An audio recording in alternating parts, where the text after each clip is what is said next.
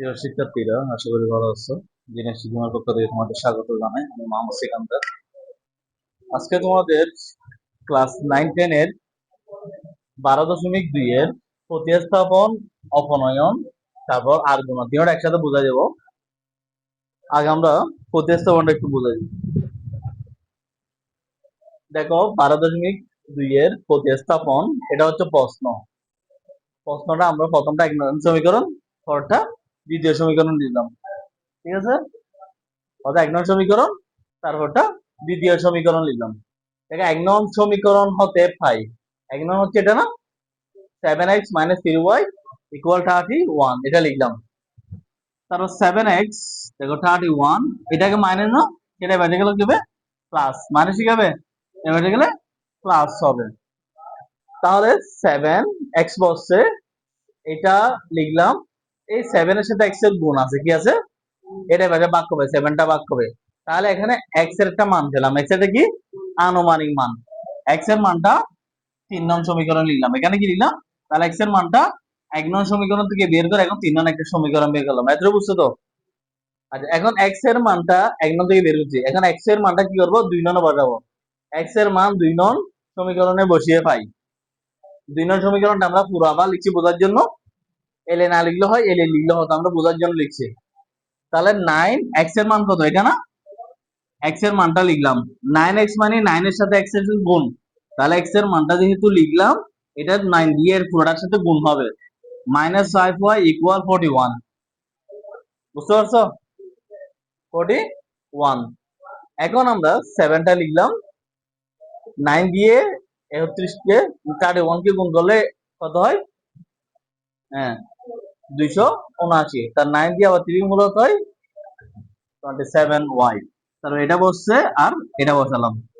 এখন দেখো, এটা হচ্ছে y, এখানে y আছে না, এটা হচ্ছে পূর্ণ সংখ্যা, এটা হচ্ছে ভগ্নাংশ সংখ্যা। 7 দিয়ে ভাগ করতে হচ্ছে।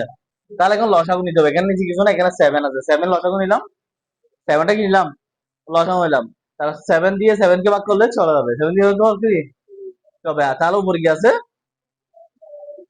এটা না, উপরটা বসে গেছে মাইনাস। এখানে কিছু আছে না, এখানে কিছু নাই, এখানে 7 আছে। 7 লসাগু নিলাম। 7 7 ভাগ করলে চলে যাচ্ছে, উপরটা বসেছে মাইনাস।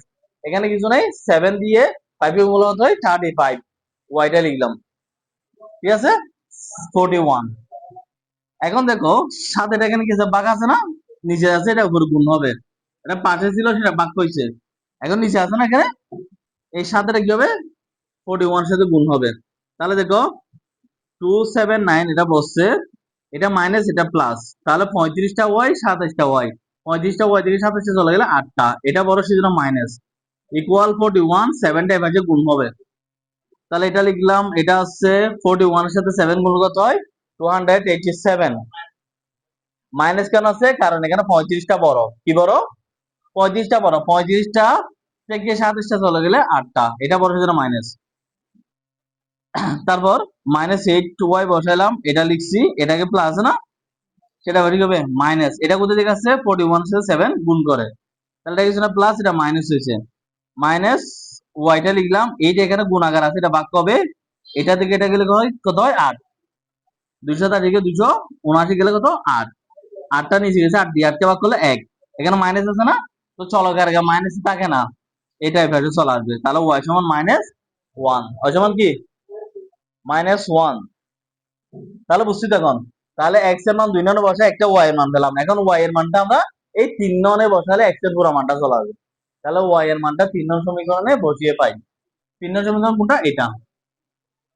তাহলে 31 প্লাস 3, y এর মান কত? -1। y এর মান কত? y এর মান -1, 7। 31 প্লাস মাইনাস মাইনাস, 3 এর মান গুলো হয় 3, 7। 31 সাথে 3 চলে গেল, কত হয়? 28, নিচে কত? 7। তাহলে 7 দিয়ে এটাকে ডিভাইড করলে কত হয়? 4। তাহলে x এর মান কত? 4। তাহলে এখন নির্ণয় সমাধান কি হবে? x এর মান 4, y এর মান -1। এতটুকু বুঝছি তো? বোঝা যাচ্ছে? আচ্ছা, এখন আমরা এই মানটা যেটা পেলাম, এটা হচ্ছে প্রতিস্থাপন পদ্ধতিতে। অপনয়ন পদ্ধতিতে 4 নম্বরে দিছে না, 12.2 এর 234টা 4 নম্বর, 1 নম্বর 4 নম্বর একই দিচ্ছে। অপনয়ন পদ্ধতিতেও একই মান আসবে, মানে পদ্ধতিটা ভিন্ন। যেমন ধর, আমরা কোন একটা জায়গায় যাচ্ছি, ওই জায়গায় যাওয়ার জন্য দুইটা রাস্তা আছে। যে কোনো একটা দিয়ে গেলে আমরা গন্তব্যে পৌঁছতে পারবো। ঠিক তেমনি এখানে প্রতিস্থাপন করলো, অপনয়ন করলো, মানটা কি একই আসবে, যাওয়ার পথটা দুইটা হবে সিস্টেমটা। আচ্ছা দেখো, অপনয়ন, এটা 1 নং লিখলাম, এটা 2 নং। 1 নং এই 9 আছে না এখানে, নিচে এখন 9 আছে না, 9 দিয়ে পুরো 1 নং কেও গুণ করব।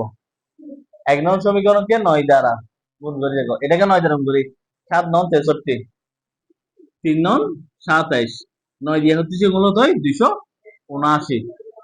আবার 2 নং সমীকরণকে 9 দ্বারা গুণ করে, 7 দ্বারা, সরি এটা হচ্ছে 7 দ্বারা, কি হবে 7।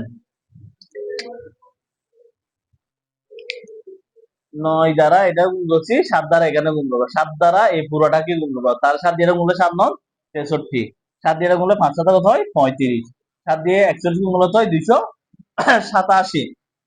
ঠিক আছে, এখন 7 দ্বারা গুণ করে বিয়োগ করে ভাই, বিয়োগ করবো কি করবো, আচ্ছা বিয়োগ করি। এখন দেখো বিয়োগ করার সময় নিচের চিহ্নগুলো পরিবর্তন হবে। বীজগণিতের ক্ষেত্রে একেবারে 6 থেকে যতদিন করো বীজগণিত, নিচের চিহ্নটা পরিবর্তন হবে। এখানে প্লাস, এটা মাইনাস, মাইনাসটা প্লাস, এখানে কিছু না থাকলে কি আছে প্লাস, এটা মাইনাস হয়েছে, তাহলে এখন এটা প্লাস এই মাইনাস হয়ে গেছে, তাহলে এটা চলে গেছে না, কাটতে হবে না, আমি বোঝার জন্য লিখছি।